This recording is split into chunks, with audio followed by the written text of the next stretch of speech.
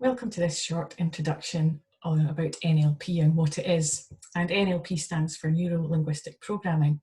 It's a way of understanding our own and other people's experiences through a process of modelling and through specific tools and techniques, which originated in the 1970s by Richard Bandler and John Grinder, who observed successful therapists, transcribed and then coded what they did that was working for people, or which was the most effective for people.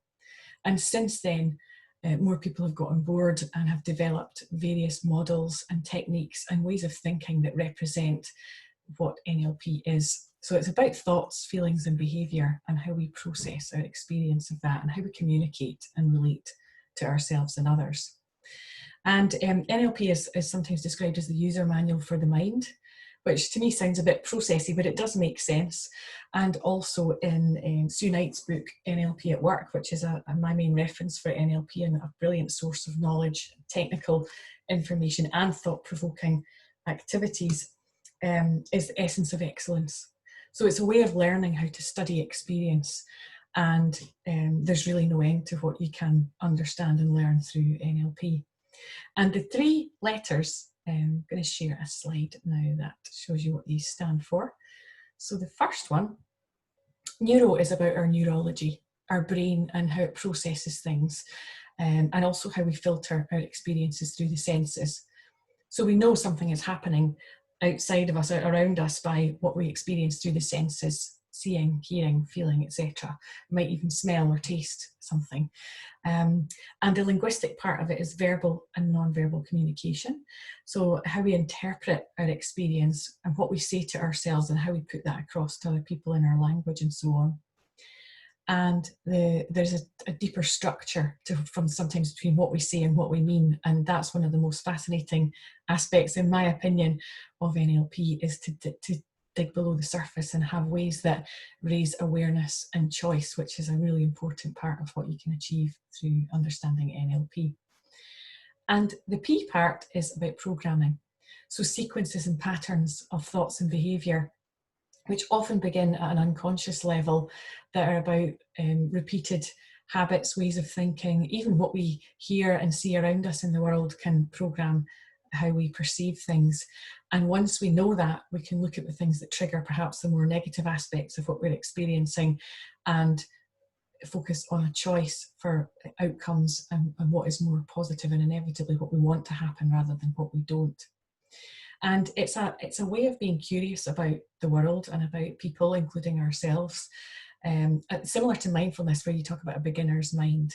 It's a way of thinking that's helpful to be playful and open, and there can be a great deal of fun and humour in it as well, especially when we come together in a group like the programmes that we're running here. So more about NLP.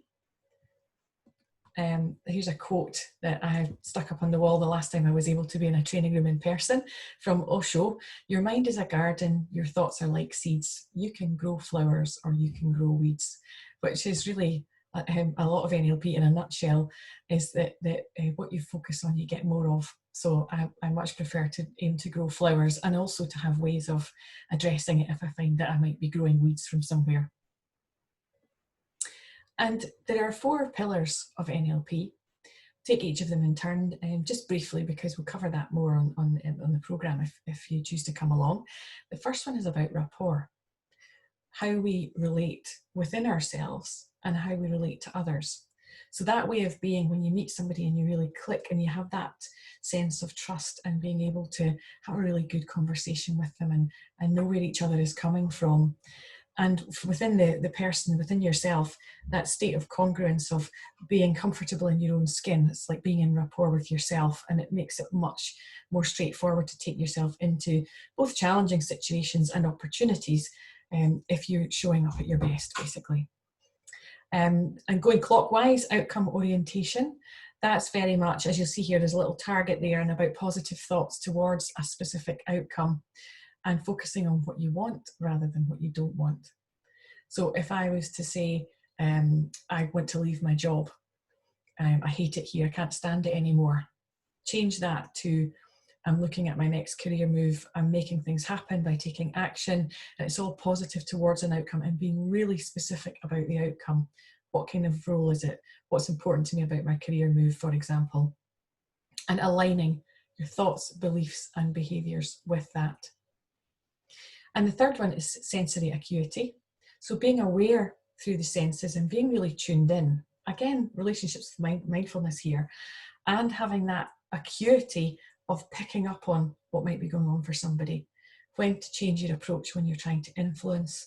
Maybe if you're a parent, noticing when it might be a good time to have a chat with a young person in your life, and having that kind of radar that lets you know, and you have a sense of what best to do and how best to act in a situation, what to say. And the fourth one, which really underpins them all, is behavioural flexibility. Being willing and able to adjust your approach. It's that case of try again. Einstein's theory of insanity comes to mind, that if you keep doing the same thing, you'll end up with the same results all the time. So being willing to think differently, to try new things, to be curious enough to ask someone else how they do what they do if you want to achieve a result similar to what they're doing. And that can be really simple day-to-day examples. And it can be big things like moments in life or your career, maybe if you're doing an important presentation or a challenging conversation that's really important that it goes well. Being willing and able to adapt is very important. So these are some of the basics of NLP. If you're curious to know more, please do get in touch. And as I say, I recommend the book NLP at Work, which you can get the next edition of from July 2020. Thanks for listening.